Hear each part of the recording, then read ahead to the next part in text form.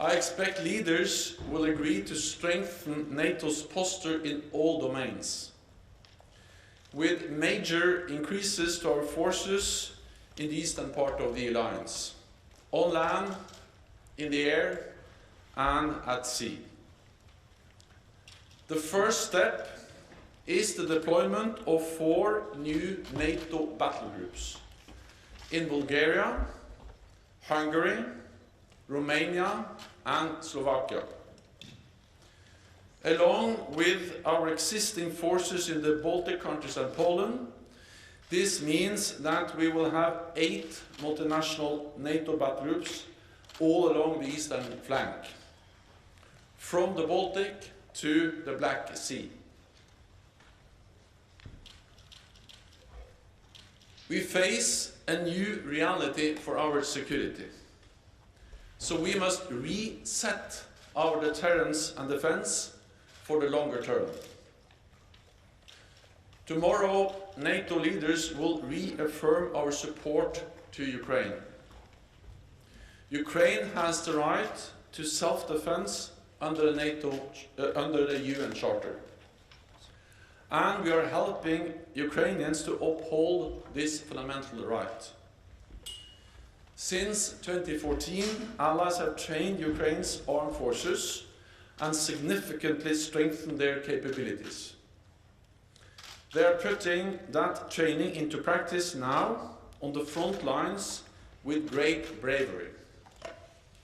In the last months, allies have stepped up military support, providing anti-tank and air defense systems, drones, fuel and ammunition, as well as financial aid and hosting millions of refugees. Tomorrow, I expect allies will agree to provide additional support, including cybersecurity assistance, as well as equipment to help Ukraine protect against chemical, biological, and radiological and nuclear threats. President Putin's invasion is brutal, and the human suffering is horrifying and painful to witness. We are determined to do all we can to support Ukraine. But we have a responsibility to ensure that the war does not escalate beyond Ukraine and become a conflict between NATO and Russia. This would cause even more death and even more destruction. I also expect we will agree to step up tailored support for other partners at risk from Russian pressure, including Georgia and Bosnia-Herzegovina. Working together with the European Union, we must help them to uphold their sovereignty and the right to make independent decisions. We face a fundamentally changed security environment, where authoritarian powers are increasingly prepared to use force to get their way. So I expect we will also address the role of China in this crisis. Beijing has joined Moscow in questioning the right of independent nations to choose their own path. China has provided Russia with political support, including by spreading blatant lies and disinformation. And allies are concerned that China could provide material support for the Russian invasion. I expect leaders will call on China to live up to its responsibilities as a member of the UN Security Council, refrain from supporting Russia's war effort, and join the rest of the world in calling for an immediate, peaceful end to this war. We will also call on Belarus to end its complicity in Putin's invasion. The decisions we take tomorrow will have far-reaching implications. Major reinforcements to our security will require major investments in defense. So I expect allies will agree to redouble their efforts to invest more. There is a new sense of urgency because we cannot take peace for granted.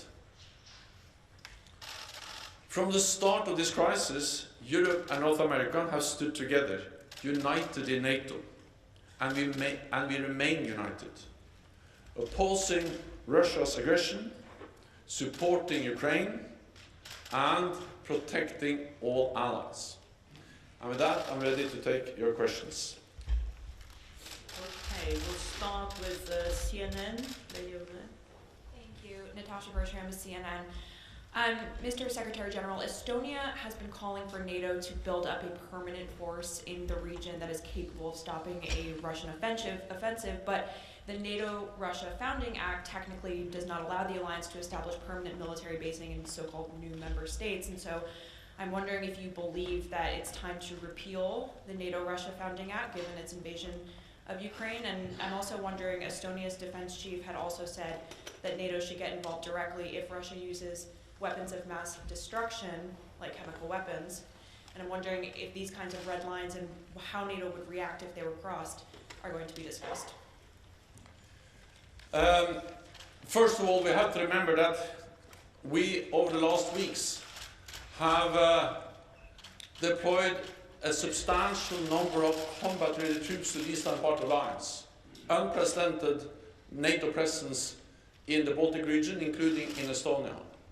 And I've been in Estonia myself, and I've seen the NATO troops there. We have actually doubled the size of the NATO battle group, and we have doubled the number of battle groups in the eastern part of the alliance.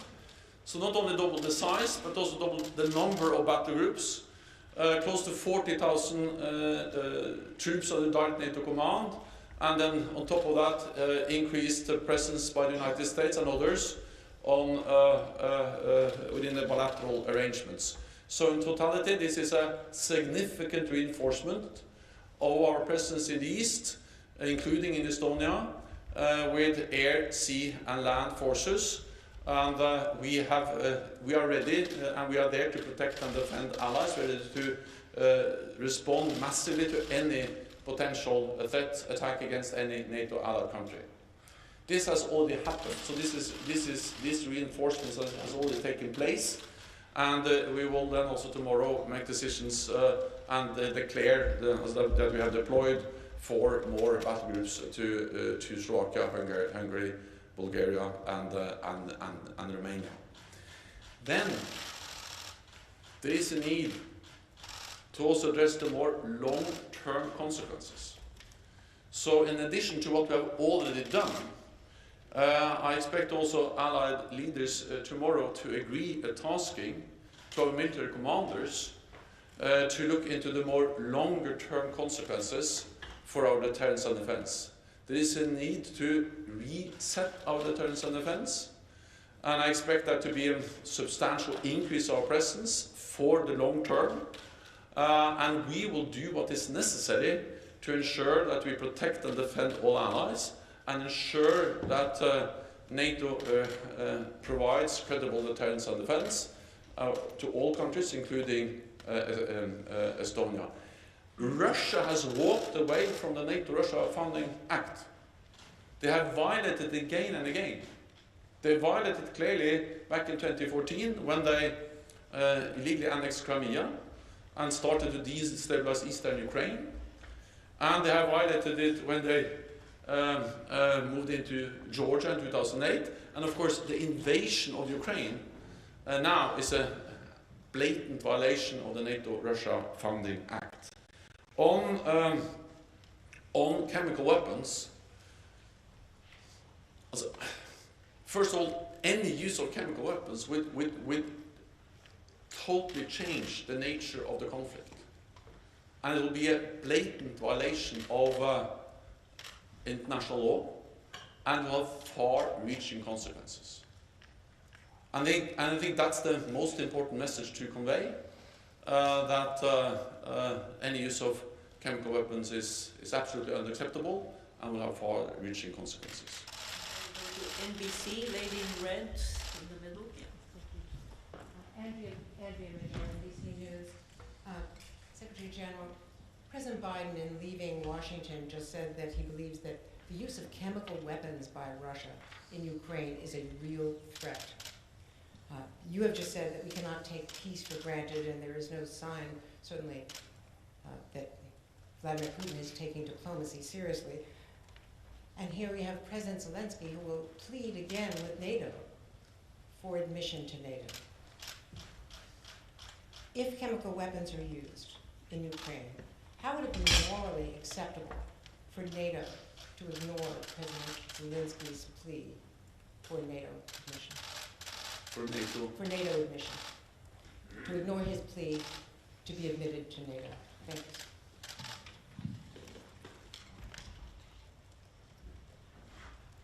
What we see in Ukraine now is really painful. It's horrific, and we see the brutal consequences of a full-fledged invasion of a peaceful, independent, sovereign nation.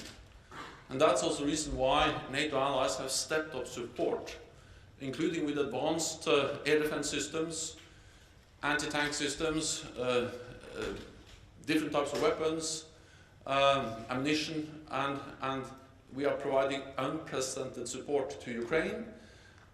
And this is actually also comes on top of what we have done for many years, because NATO allies have trained tens of thousands of Ukrainian troops since 2014. And they are now on the front line fighting the invading forces.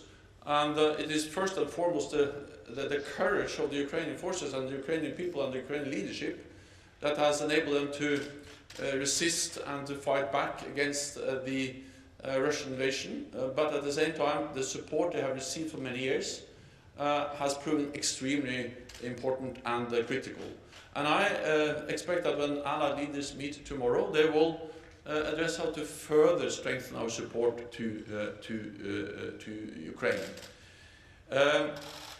NATO membership is not on the agenda. But support to Ukraine is absolutely on top of our agenda and will be one of the main issues to be addressed tomorrow. Okay. Sky. Thank you. Secretary General, thank you very much. Mark Stone from Sky News. Could you explain, or could you outline how NATO defends itself against a nuclear attack? Because it's clear that on Russian state media, they are openly propagandists, pundits, people close to the Kremlin are now talking in pretty straight and stark terms about a nuclear attack. How does NATO defend itself against a nuclear attack? Thank you. Russia must stop its nuclear saber rattling. This is dangerous and it is irresponsible. NATO is there to protect and defend all allies. And we convey a very clear message to Russia that the nuclear war cannot be won and should never be fought. And it just highlights the importance of ending the war in Ukraine, because we need to do everything we can to prevent the war from escalating beyond Ukraine and becoming even more deadly and even more dangerous than what we see today. Any use of nuclear weapons will fundamentally change the nature of the conflict, and Russia must understand that a nuclear war should never be fought and they can never win a nuclear war. This is actually something that Russia has agreed to again and again, and the continued nuclear saber rattling from Russia, the nuclear rhetoric, is actually contradicting what they have stated in the UN and in other formats, agreeing that we should do whatever we can to prevent a nuclear conflict. Al Jazeera. Secretary General, staying with weapons of mass destruction, you said in your opening statement on chemical and biological weapons that you were thinking of equipment to protect Ukraine. Can you give us more details of what you're going to be proposing to the leaders tomorrow? So we have provided different types of support, also when it comes to different measures to protect against chemical weapons, and I expect the allies to look into how they can step up and provide more equipment to protect and defend against chemical weapons. I don't think it's useful if I go into all the details, partly because allies will discuss this tomorrow, but also partly because I think that when it comes to the details about exactly what kind of support we provide, it's actually not always the best thing to be too detailed about that. We provide support, we are stepping up our support, and we are concerned about the possibility of use of chemical weapons or biological weapons. We've also seen not only the nuclear rhetoric from the Russian side, but also these false claims that Ukraine, supported by NATO allies, are producing and preparing for the use of chemical weapons. This is an absolute false accusation, but it may be a way for them to, in a way, try to create a pretext for their use of chemical weapons. Russia has used chemical agents before against their own opposition and also on NATO allied territory in Salisbury. And Russia was, of course, part of the use of chemical weapons in Syria.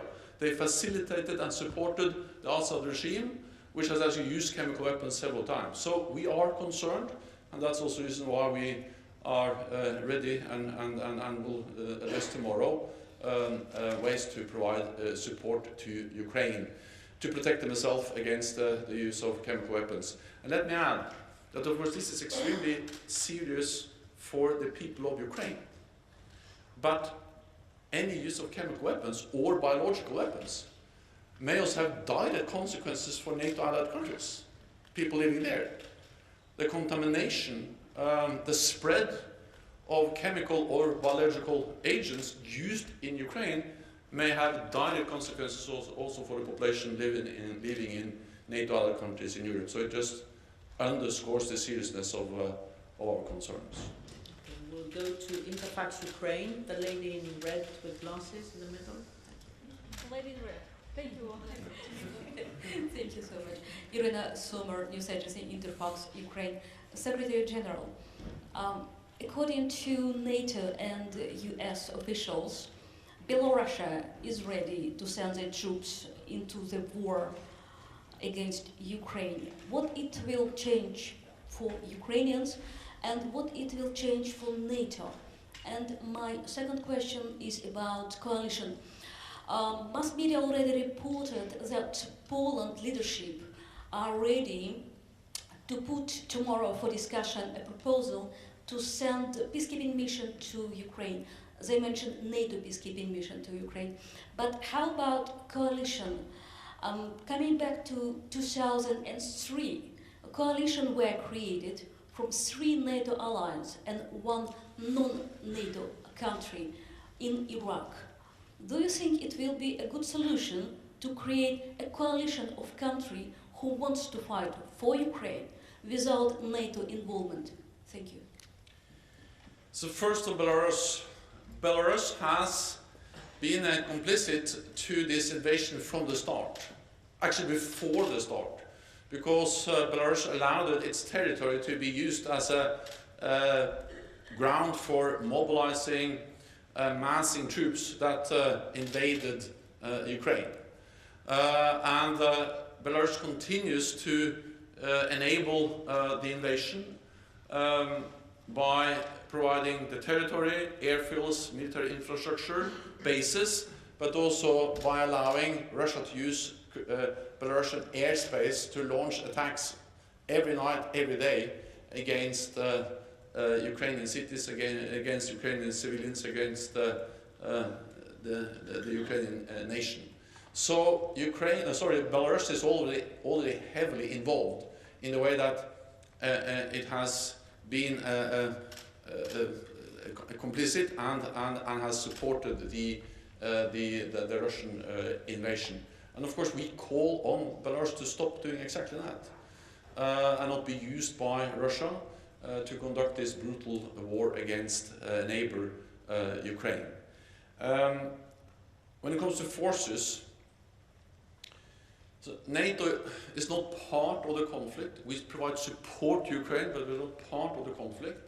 We help Ukraine with upholding their right for self-defense, which is enshrined in the UN Charter. but NATO will not send troops into Ukraine. We have to understand that it is extremely important to provide support to Ukraine, and we are stepping up, but at the same time it is also extremely important to prevent that this conflict becomes a full-fledged war between NATO and Russia, and therefore it has been a very clear message from NATO allies that we will not send troops to Ukraine. We have a Polish radio, lady at the back. Thank you very much, Anna. Beata Pomecka, Polskie Radio, Polish public broadcaster. Secretary General, if I may ask about enhancing the forward presence on the eastern flank, is it a time to consider or to decide to enlarge the battalions that are in Baltic states and Poland into the brigade groups, and also follow up to the question concerning nuclear threats repeated again and again by Russia? Is there a possibility for the leaders to prepare a kind of a plan just in case? Thank you very much. First, on the nuclear threat, NATO has plans in place to protect all allies against any threat. But our main message is that Russia should stop this dangerous, irresponsible nuclear rhetoric. But let there be no doubt about our readiness to protect and defend allies against any threat, any attack. And of course we have plans in place to do exactly that. On the size, well, first of all, so before this invasion we had 4 battle groups, battalion-sized. Now we have doubled the size of those battle groups in Poland, in Lithuania, in Estonia, and in Latvia.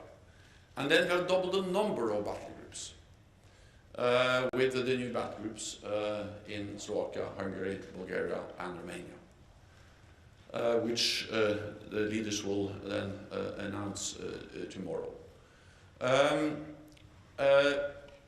And there are more.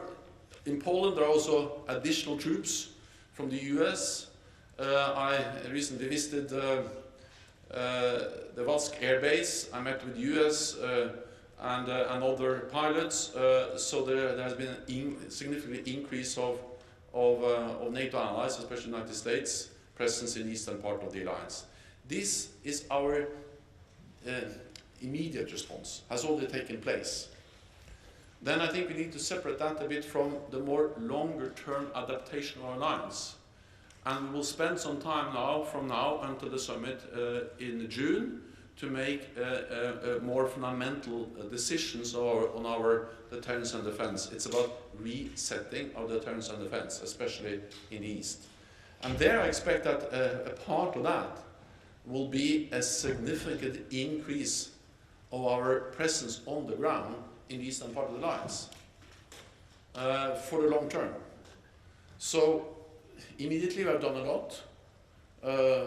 Then we will start the process of more long-term changes in our deterrence and defense, which will be lasting and most likely will then include also a significant increase of the size of the presence of the NATO multinational forces in the eastern part of the alliance, including in Poland.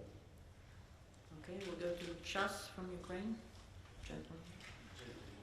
Gentleman in blue. Secretary General, do you believe in the successful and fruitful summit tomorrow, taking on account the position of Hungary? As you know, that they are going to block the main issues you will put on the table tomorrow concerning of the help to Ukraine. Well, I believe it will be an important summit tomorrow, an extraordinary NATO summit in an extraordinary security situation, where we face the biggest security threat for a generation since actually the end of the Second World War. And therefore I believe this is an important meeting, and I'm confident that allies will agree on important issues, including on the importance of providing support to Ukraine, strengthening our own deterrence and defense, and also provide support to other partners which are now under pressure from Russia, for instance Georgia and Bosnia and Herzegovina. And I expect all allies to agree, all 30. Okay. We'll go to Politico. The lady here. Thank you, second row. Thank you very much, Secretary General. I'm Lily Bayer from Politico. Some NATO allies have expressed an interest in having you potentially stay on for an extra year in your current role, given the current situation. Would you be open to staying in your current job another year? Thank you. This is for 30 allies to decide. My focus is on preparing the summit tomorrow in the midst of the most serious security situation we have been in for decades, and that's my focus, and then I leave it to the allies to decide on the other things. Okay, we'll go to Afghan voice, lady in green. Thank you very much, Oana. Leila Mossadegh from Brussels Morning. I'm sorry, I know this is a very tough situation. I would like to ask a question about Afghanistan, which is disappear from meetings and also from news, unfortunately. Actually, today, millions of girls and women were waiting to open the schools and university in Afghanistan, but unfortunately, it's not happened. And I believe the Taliban, as a terrorist group, they never changed because they didn't cut their tie with Al-Qaeda and also with Akani network. So in a country, the women are disappear from the society, and also there is no woman right, human right, and also freedom of expression, and also liberty at all. They are killing, raping, and also torturing and imprison the people in Afghanistan. Why is it acceptable and interactive for EU and also for NATO? Thank you. I think it is very important that we don't forget Afghanistan. And it is especially important that we don't forget that education is a fundamental human right. And of course that also applies for girls, for women. And it was one of the biggest achievements of the last 20 years that millions of Afghan girls were able to attend school and to get education. And any attempt to deny girls in Afghanistan education will be a violation of what Taliban has promised. And we have to hold them accountable for what they promised and their commitments, including on the right for education to women. Therefore, I agree with the disappointment expressed by the United Nations, and I also strongly believe that we must continue to support all Afghans who are working to uphold the right for human rights, for the freedom of speech, but including also the right for education for women. Financial Times. Yes, over there. Thanks. Thank you so much. Secretary General, you mentioned China. Do you personally consider China to be an ally of Russia in this conflict? And what would you like to see from NATO member states in terms of real actions that could pressure China into ceasing its support for Russia? Thank you. So what we have seen is that China has not been able to condemn the invasion. They abstained in the UN General Assembly on the vote on the resolution clearly condemning the invasion. We also seen that Chinese state authorities have spread some of the same lies about Ukraine and about NATO, and in that way provided political support to Russia. And of course for NATO it is of particular concern that China now for the first time has questioned some of the key principles for our security, including the right for every nation in Europe to choose its own path. Because in the joint statement between President Xi and President Putin, they actually together state that they are against any further enlargement of NATO. That's new. Partly that they work so closely together, and partly that China joins Russia in trying to deny European nations the freedom to choose their own path. And therefore we call on Russia, and I expect the leaders, when they meet tomorrow, to call on Russia, to call on China, to condemn the invasion and to engage in diplomatic efforts to find a peaceful way to end this war as soon as possible. Okay, we had, and not provide material support. Sorry. Ukrainian State TV? Yeah. Matsuka, Ukrainian State TV. My question about, do you know about real Ukraine's defense needs, and do you have clear priorities what Ukrainians need today?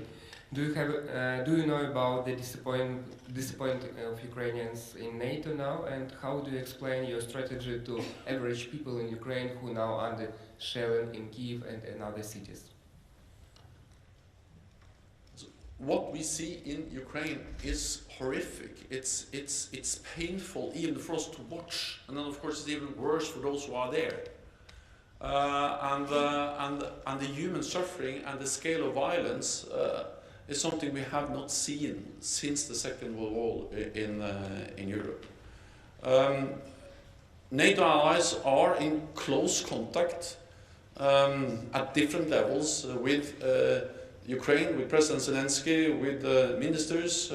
We had the Ukrainian defense minister participating in our defense ministerial last week. Tomorrow, President Zelensky will address the NATO summit, and as we all know, President Zelensky and other Ukrainian officials are addressing different political bodies in different countries across the alliance almost daily. And by doing that, and by having the close contact at many different levels, we also are informed about the needs for different types of help, financial support, humanitarian support, but also of course military support. And allies are stepping up with military, with financial, with humanitarian support. Then we are aware of, because this is something which President Zelensky and the Ukrainian officials have expressed several times to us, that they are grateful for the support, but they want us to do even more. We are ready to step up in many ways, but for instance, on the call for a no-fly zone, we have stated that we are not going to impose a no-fly zone because we believe that will most likely trigger a full-fledged war between NATO and Ukraine.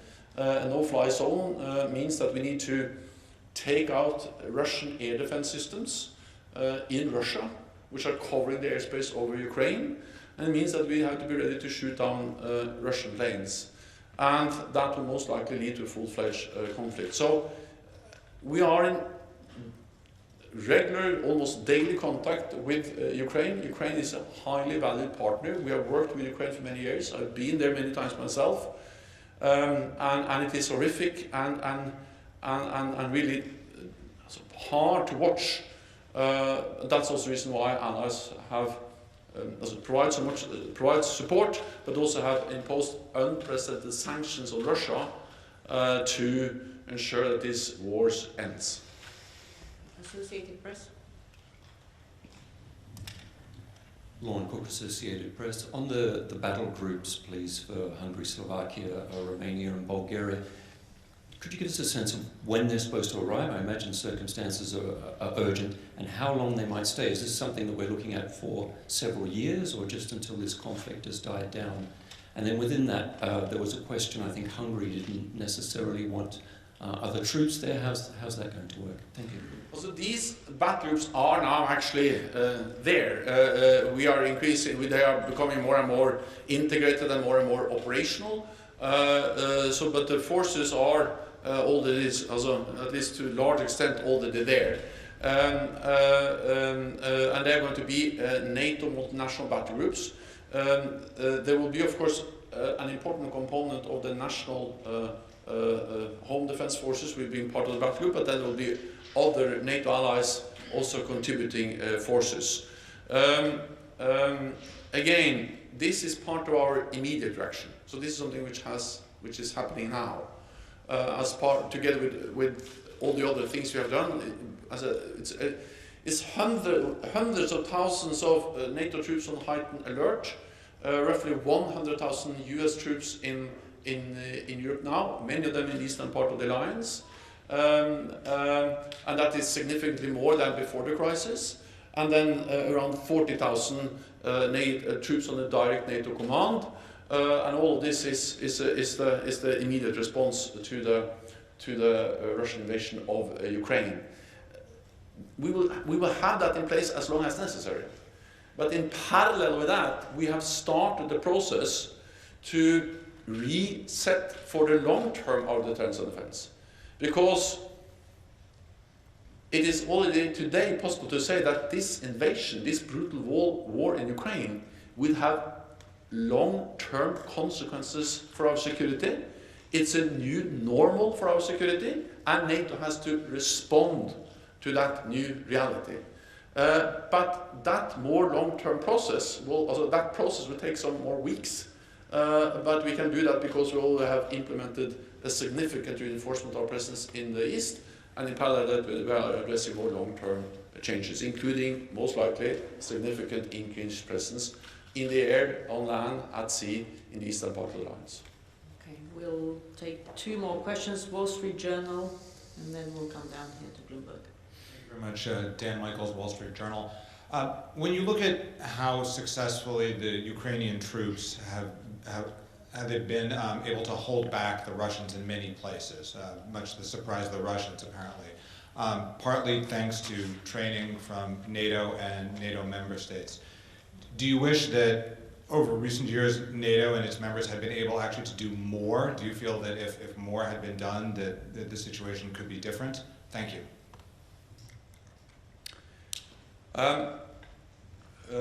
First of all, I would like to commend the courage, the professionalism of the Ukrainian armed forces. I have met them in Ukraine, and we are all aware that compared to where they were back in 2014, this is a total different force than 8 years ago. The Ukrainian armed forces today, it's much bigger, much better equipped, much better trained, much better commanded. They have much better logistics than they had back in 2014.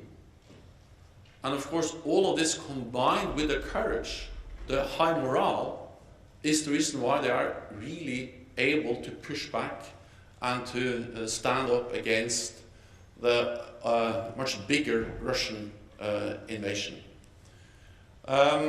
At the same time, I think we need to remember that Ukraine is a big nation. It's the biggest country in Europe, and more than 44 million people. So it's a significant nation with a strong army defense force, and of course, it's important that NATO allies have provided support for many years, especially the United States, Canada and the United Kingdom, but also some other allies. And also believe it is important to understand that NATO has also provided support on logistics, on command, on modernizing the security institutions into the transformation of the Ukrainian armed forces has been supported by also NATO as the institution. And for instance, Yavoriv, the place that was attacked, is a place where we conducted training and support for Ukrainians. I've been there myself and seen how NATO allies and NATO for many years have provided important support. Of course, it's always, in hindsight, possible to say that we should have done even more. But first of all, I think the lesson learned is that support and help over many years have a significant impact, as it had on the Ukrainian armed forces. And second, I think it also is a lesson to be learned about the importance of supporting other partners which are under Russian pressure. Bloomberg. Thank you. Natalia Drosiak from Bloomberg. I just want to go back to the topic of chemical weapons. You mentioned last week that there was a risk that Russia could try to do this under the cover of a false flag event. And today you're talking about allies sending protective equipment. What can you tell us about the threat? How has it evolved? Is it becoming more urgent or imminent? Thank you. We are concerned, and we are concerned because we see the rhetoric, we see the attempts by Russia to create this pretext and accuse us and Ukraine for preparing the use of chemical weapons. And we are concerned also because we know that Russia has used chemical agents before, and they have supported Assad and facilitated the use of chemical weapons in Syria. At the same time, we're also open about our concerns to decrease the likelihood for any use of chemical weapons, because that will fundamentally change the nature of the conflict. It will be a blatant violation of international law, and it will have severe consequences in a way that it is important to convey to Russia, so they don't use any chemical weapons in Ukraine, both because that can, of course, any use of chemical weapons will have devastating consequences for Ukraine, but it could also have severe consequences for neighboring countries, because any contamination or spread of chemical agents or biological agents will, of course, also potentially affect neighbors. Thank you very much. This concludes this press conference. We'll see you tomorrow. Thank you. Thank you so much.